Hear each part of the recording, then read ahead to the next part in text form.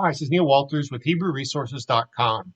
In today's video, I want to show you the Hebrew verbs in the Paal binyan, which is sometimes called Kal as well. And we're looking at the perfect or the completed past of regular verbs. We won't talk about irregular yet. You can find this at topic 29, page 56 in the Weingreen textbook, which I'm currently using in a class that I'm teaching. Sometimes you need to put an accent on a word, and so for temporarily for now, I'm using this cantillation symbol here. It looks kind of like a curvy double quote. I'm using that to show where the accent mark is. In the Weingreen book, he uses a little less than sign, but you really won't find that in hardly any other books, or this symbol that I'm using either. So we're going to take the word shamar. We usually refer to the verb actually from the third person, masculine singular. So that's called the root of the verb, or the shoresh. Shoresh in Hebrew means root. And you have 9 different forms of the verb to memorize. The reason there's not 10 is because the they form is common. It's not separated into masculine and feminine. So we have, just real quick, let's talk about first person, second person, and third. So first person is the person doing the talking. Like if I said, I went to the movies, I is the first person. We went to the movies. That's first person, but it's plural. So that's the two people that can be talking, I or we. Okay, second person is the person you're talking to. Like I told you to go to the store, or I took you to the movies. For example, you kept the dog. So you is unfortunately in English, I guess it's fortunate or unfortunate. In English, we only have one word you, which can mean 4 different things. In languages like Latin, Greek, and Hebrew, there are actually separate words for you.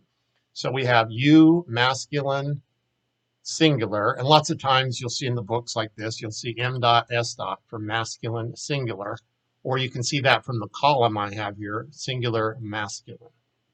I just went ahead and added those abbreviations there so it'll be more obvious. So you have you, like you kept the dog.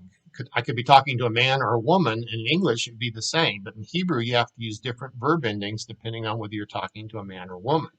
And in the South, like in Texas and other places, we say y'all or you all. In the North, they say yous guys, so I understand.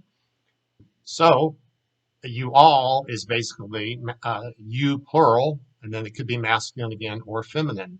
Weingreen actually calls these thou and ye, or yeah, the ye or thee. It's words we don't use in modern day English. Okay, and then the third person is who is like who you're talking about. Like he kept the dog, or he went to the store. So we're talking about a third person. I may be talking to you, so it's I, you, and he. He is the third person, the person that you and I are talking about.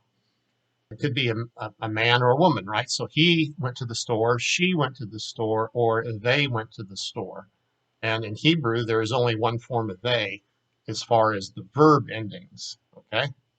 So now let's look at and pronounce this verb shamar. So again, this is our root here, shamar. So that when you learn a vocabulary word, they teach it to you in the third person perfect singular masculine form. So it's shamar, shamar. So we're going to go up here and go to the first one, shamarti. So notice the accent, it's not shamarti, it's shamarti, shamarti. The second one, shamarta, shamarta. The third one's a little more tricky to say in English. It's like shamart, shamart. Then we have the root word again, which you already know, shamar. And then now a couple of these are going to have what's called the metag on them. So that metag is also kind of like an accent mark, or it means a slight pause. It's from the word metag, which I have down here. In Hebrew, it means a bridle, to like hold the horses, right? So it's shamara, shamara, shamara, shamara. Okay. Now we go back to the we form up here, shamarnu, shamarnu. Accent is on the ma, shamarnu. And here's another one that has an accent, but now the accent's on the last syllable, shamartem. And this one, shamarten. And notice these two actually, because the accent's on the end, they start with the shva. Shamartem, shamartem, shamartem, shamartin. Okay, and then the last one is shamaru. So once again, just like the feminine form over here, the they has that little metag there, so it's shamaru. Now let's compare them from singular to plural. Let's go the other way. Shamarti, shamarnu, shamarti, shamarnu, shamarta, shamartem, shamart, shamarten, shamar, and shamara, and shamaru. Okay, now I've got down here a list of other verbs that you should be able to do this with. And if you're following the Weingreen book, like in my class right now, you will have certain verbs which we'll find out are actually irregular. So they kind of follow this pattern, but there are exceptions. And Weingreen doesn't teach those exceptions until much later in the book, okay? So let's take one of these words like shalak, which means he sent. So we would have shalakti, shalaknu, shalakta, shalaktem, shalakt, shalakten, shalak, shalahu, shalahu, and the final one, shalacha, shalacha. So even though we're looking at the word shamart here, shamar, you have to substitute another word and see if you can do the same endings and the same accents, okay?